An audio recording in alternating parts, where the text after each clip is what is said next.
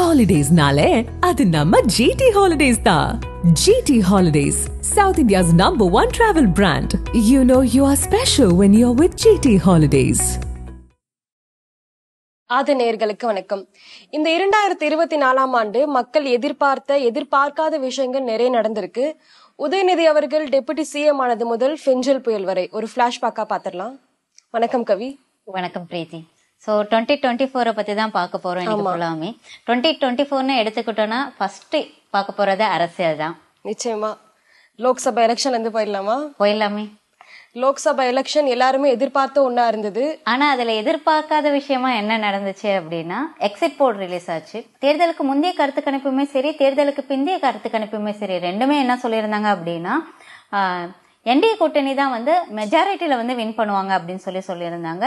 ஆனா இந்தியா கூட்டணி வந்து மிக சொற்ப இடங்கள் மட்டும் தான் பிடிப்பாங்க அப்படின்னு சொல்லியிருந்தாங்க. ஆனா வந்த ரிசல்ட் வந்து அப்படியே அந்த கருத்து கணிப்பையே தலைகீழா புரட்டி போட்ட மாதிரி இருந்துச்சு. ஏன்னா போன எலெக்ஷன்ல எல்லாம் பாத்துக்கிட்டோம்னா ஒரு 2 மணிக்கெல்லாம் வந்து தெரிஞ்சிடுச்சு எந்த பார்ட்டி வந்து ஆட்சியை பிடிக்க போகுது அப்படின்ட்டு. ஆனா இந்த முறை இரவு 8 மணி வரைக்குமே தெரியவே இல்லை எந்த கட்சி ஆட்சியை பிடிக்க போகும் அப்படின்னே தெரியவே இல்லை. பிஜேபி எதிர்பார்த்த முக்கியமான இடங்களும் தோல்வியை சந்திச்சிருக்காங்க. உத்தரப்பிரதேஷ், பீகார், ராமர் கோவில்லாம் அவங்க ரொம்ப எதிர்பார்த்து இருந்தாங்க. அந்த இடத்துல எல்லாம் வந்து படுதோல்வி அடைஞ்சாங்க.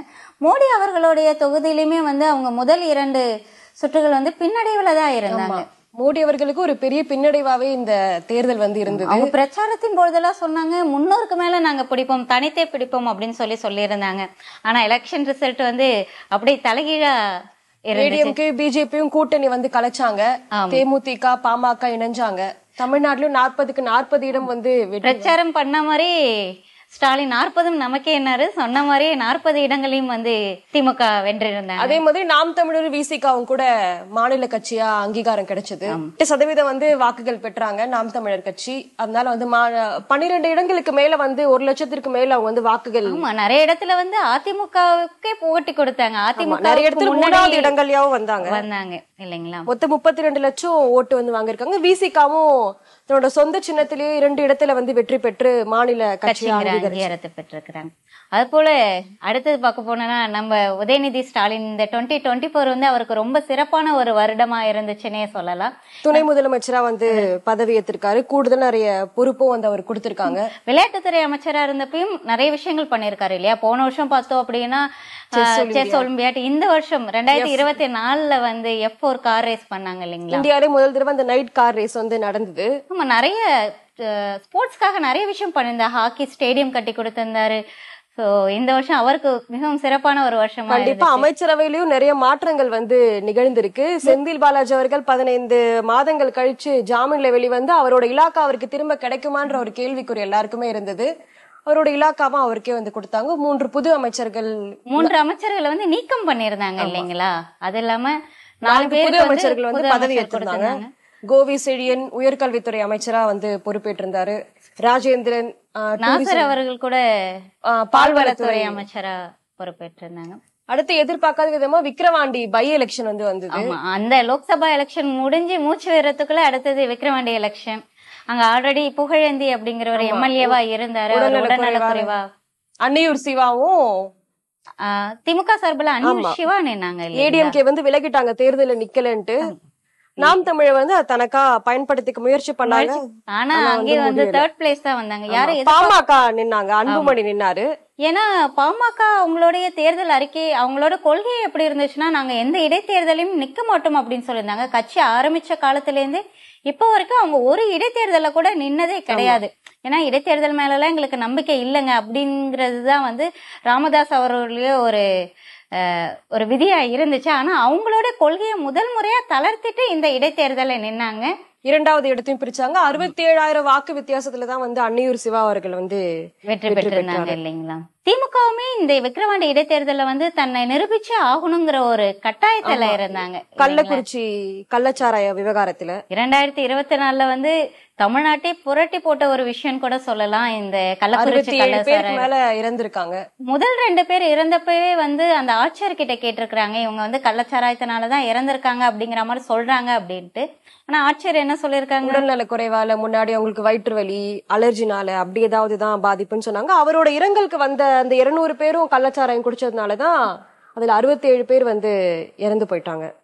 இது வந்து இந்த விஷயம் தமிழ்நாட்டிலேயே ஒரு உலுக்கி போட்ட விஷயம்னு சொல்லலாம். 2025 இது மாதிரி ஒரு சம்பவம் நடக்காம என்ன நடவடிக்கை? ஏன்னா முதலமைச்சர் அவர்களும் சொல்லியிருக்காங்க இந்த மாதிரி சம்பவம் வந்து இனிமேல் நடக்காம பாத்துக்கிறோம் அப்படின்னு சொல்லியிருக்காங்க. 2025 இது போல எந்த ஒரு சோக சம்பவங்களும் தமிழ்நாட்டுல வந்து நடக்க கூடாது, யாருக்குமே நடக்க கூடாது. அடுத்து எதிர்பார்க்காத விதமா மாநில தலைவரோட கொலை வழக்கு.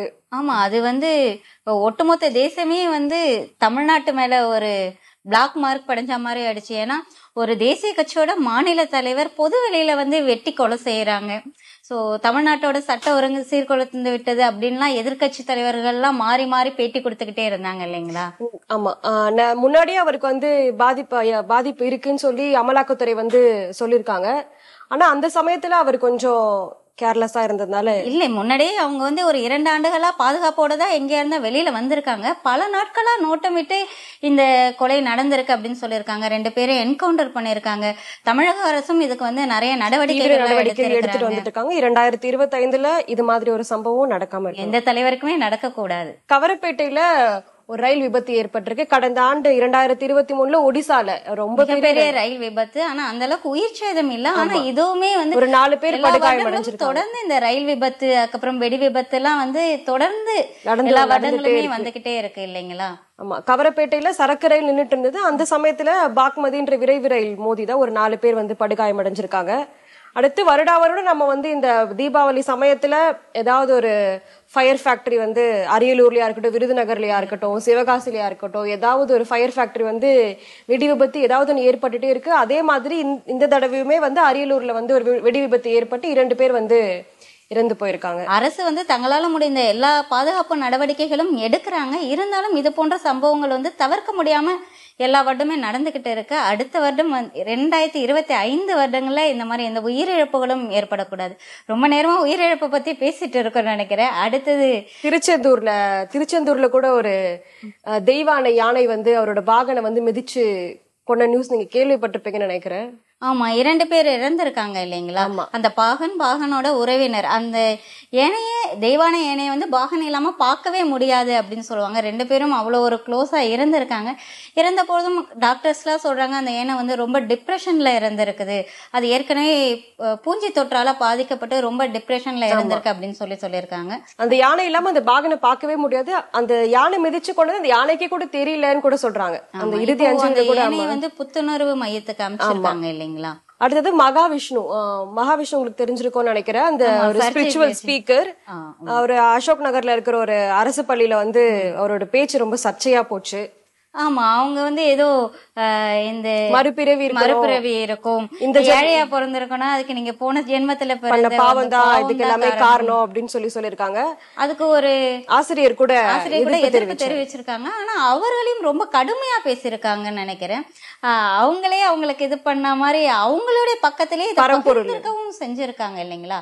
அந்த சம்பவம் நடந்து ஒரு வாரத்துக்கு அப்புறம் தான் வந்து இது பெரும் பேசு பொருளா ஆயிடுச்சு. பள்ளிக்கல்வித்துறை அமைச்சருமே எதிர்ப்பு தெரிவிச்சு இனிமேல் இது மாதிரி நிகழ்ச்சிகள்லாம் வந்து அரசு பள்ளியில் நடக்க கூடாது அப்படின்னு வந்து சொல்லியிருக்காரு. ஒரு ஒழுங்கான ஒரு வரைமுறையோட தான் இனிமே வந்து அரசு பள்ளிகள்ல வந்து எந்த ஒரு நிகழ்ச்சியா இருந்தாலும் அதுக்குன்னு ஒரு புரோட்டோகால் இருக்கு, அதை ஃபாலோ பண்ணி தான் நடக்கணும் அப்படின்னு கூட கல்வித்துறையில இருந்து சொல்லியிருக்காங்க இல்லைங்களா? அடுத்து எதிர்பாராத சம்பவமா திருவண்ணாமலை நிலச்சரிவு. ஆமாம், அடுத்தடுத்த கோவில்கள்ல வந்து இந்த மாதிரி ஒரு சம்பவங்கள்ல வந்து நடந்துட்டே இருந்துச்சு. இந்த வருடத்துல திருவண்ணாமலையிலாம் எப்போதுமே ஒரு புயல் வந்தா இந்த சென்னை, கடலூர் இந்த பகுதி தான் ரொம்ப பாதிப்புக்கு உள்ளாகும். ஆனா இந்த பெங்கல் புயல் வந்த நாள்ல இருந்தே பேர்லயே ஒரு பிரச்சனையா தான் இருந்தது. ஆங்கிலத்துல சொல்லணும் ஃபெஞ்சல் சொல்லணும், தமிழ்ல சொல்லணும் ஃபெங்கல்னு சொல்லணும். இது மாதிரி பேர்லயே பிரச்சனை. இன்னைக்கு கரை கடக்க போகுது இல்ல ரொம்ப தாமதமா வருது, அது மாதிரி ஒரு குழப்பத்தோட தான் வந்துச்சு.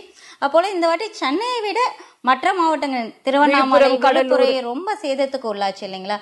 திருவண்ணாமலையில 2 குடும்பத்திலேயே சேர்ந்து 7 பேர் வந்து உயிரிழந்திருக்காங்க அந்த நிலச்சரிவினால. அப்போல 2024 ஒரு முக்கியமான விஷயம்னா ஏர் ஷோ நிறைய ஏர் ஷோ நடந்துச்சு. ஃபார்முலா 4 கார் ரேஸ் நடந்துச்சு. இந்த ஏர் ஷோமே வந்து 2004 கடைசியா 20 வருடங்கள் கழித்து மக்கள் ரொம்ப எதிர்பார்த்து நிறைய 15 லட்சம் மக்கள் வந்து கூட்டமா கூட்டி வந்து ரசிச்சிருக்காங்க இந்த. ஆனா அவ்வளவு கூட்டம் வரும்னு யாருமே எதிர்பார்க்கல. ரொம்ப சிறப்பா ஏர் ஷோ நடந்துச்சு. ஆனா இன்னும் கொஞ்சம் ப்ரீ பிளான்டா திட்டமிட்டப்பட்டுதான் நடந்தது. எதிர்பாராத விதமா ஒரு 5 பேர் வெயிலின் தாக்கத்தினால வந்து இறந்து போயிருக்காங்க. இருந்தாலும் 72 ஏர்கிராப்ட் வந்து இந்த நிகழ்ச்சியில வந்து பங்கேற்று இந்த ஹார்டின் எல்லாம் கூட வந்து ரசிகர்கள் வந்து ரொம்பவே ரசிச்சுட்டு இருந்தாங்க. சின்ன குழந்தைங்கள்லாம் கூட ஆர்வமா ரொம்ப விரும்பி போய் பார்த்தாங்க. நான் கூட போய் பார்த்துருந்தேன்.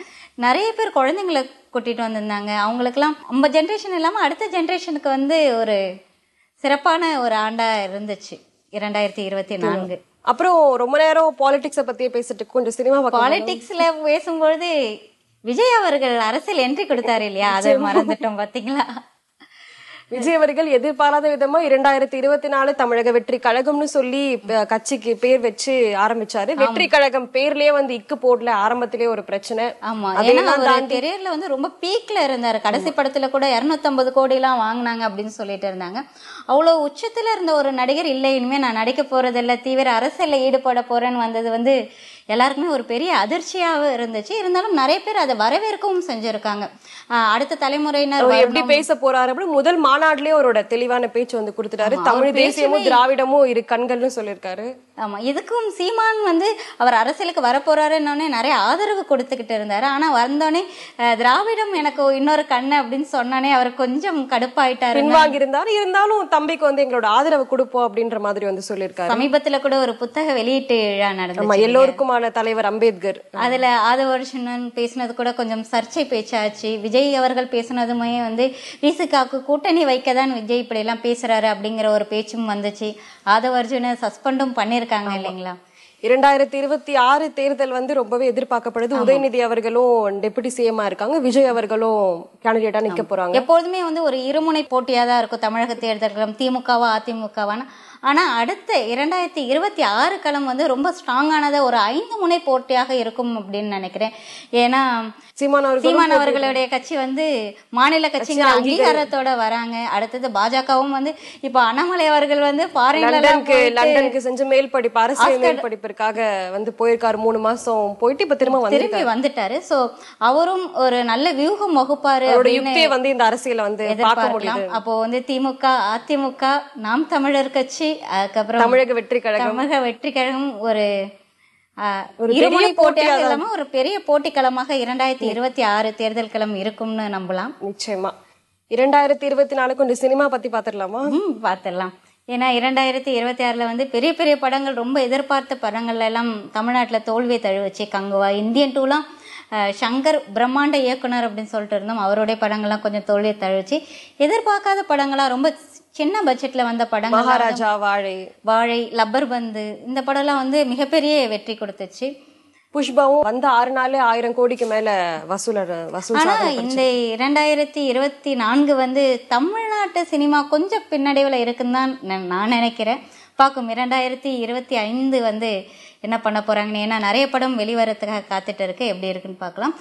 பெரிய இழப்பா சினிமா துறைக்கு பெரிய இழப்பா டெல்லி கணேஷ் அவர்கள் வந்து குணச்சித்திர நடிகர், அவரோட இழப்பு வந்து அவரும் கமல்ஹாசனும் சேர்ந்து நடிச்ச நிறைய படங்கள் வந்து ஹிட் ஆச்சு. நாயகன், மைக்கேல் மதன காமராஜன், அவ்வை சண்முகி, குணச்சித்திர நடிகராகவும் இருப்பாரு, காமெடி நடிகராகவும் இருப்பாரு. அவரோட இழப்பு வந்து தமிழ் திரையுலகுக்கு வந்து மாபெரும் இழப்பு அப்படின்னே சொல்லலாம். பவதாரிணி அவங்களும் வந்து இறந்திருந்தாங்க இந்த கோட் படத்துல கூட அவங்களோட பயன்படுத்தி அவங்களோட வாய்ஸை திரும்ப கொண்டு வந்தாங்க. ஆமாம், அவங்களோட இழப்பு. அப்புறம் டேனியல் பாலாஜி அவங்களும் வந்து இழந்தாங்க. ரொம்ப இளம் வயதிலேயே வந்து இவங்களோட இழப்புலாம் திரையுலகத்துக்கு வந்து பெரிய அதிர்ச்சியா இருந்துச்சு. ஏன்னா திரையுலகத்துல வந்து தொடர்ந்து ரொம்ப இளம் வயதினர்கள்லாம் வந்து மரணம் அடைஞ்சிட்டு வராங்க. ஒருவேளை கெரியர்ல கான்சென்ட்ரேட் பண்ணிட்டு அவங்களோட ஹெல்த்தை வந்து பாத்துக்காம விட்டுறாங்களா என்னன்னு தெரியல. 2024 சினிமான்னு பார்க்க போனா விவாகரத்து, இது ஒரு பெரிய சினிமால ஒரு பெரிய பிரச்சனையாவே போயிட்டு இருக்கு. தனுஷ்ல ஆரம்பிச்சு ஏஆர் ரஹ்மான் வரைக்கும். ஏஆர் ரஹ்மானோட விவாகரத்துல யாருமே எதிர்பார்க்கவே இல்லை. திடீர்னு விவாகரத்து 29 ஆண்டு ஆகுது, இப்போ வந்து விவாகரத்தை அறிவிச்சிருக்காங்க. அதுக்கப்புறம் ஜெயம் ரவி, ஆர்த்தி இவங்கெல்லாம் வந்து ரொம்ப அதிகமா இந்த சமீப காலத்துல வந்து தமிழ் சினிமா பிரபலங்கள் வந்து விவாகரத்தை அறிவிச்சுட்டு இருக்கிறாங்க. இந்த 2024 வந்து சினிமா பிரபலங்களுக்கு ஒரு பெரிய பின்னடைவாவே இருக்கு. 2025 இது மாதிரி ஒரு சம்பவங்கள் நிகழாம இருக்கணும். 2024 நடந்த பல்வேறு விஷயங்களை பத்தி நம்ம பார்த்தோம். 2025 ஆண்டு வந்து எல்லோருக்கும் ஒரு சிறப்பான ஆண்டாக அமைய ஆதன் சார்பில் வாழ்த்துக்கள். 2024 நடந்த முக்கியமான சம்பவங்கள்லாம் நம்ம பாத்துக்கிட்டு இருக்கோம். நாங்க ஏதாவது முக்கியமான நிகழ்வுகளை விட்டிருந்தா அதை கமெண்ட் செக்ஷன்ல சொல்லுங்க. நன்றி.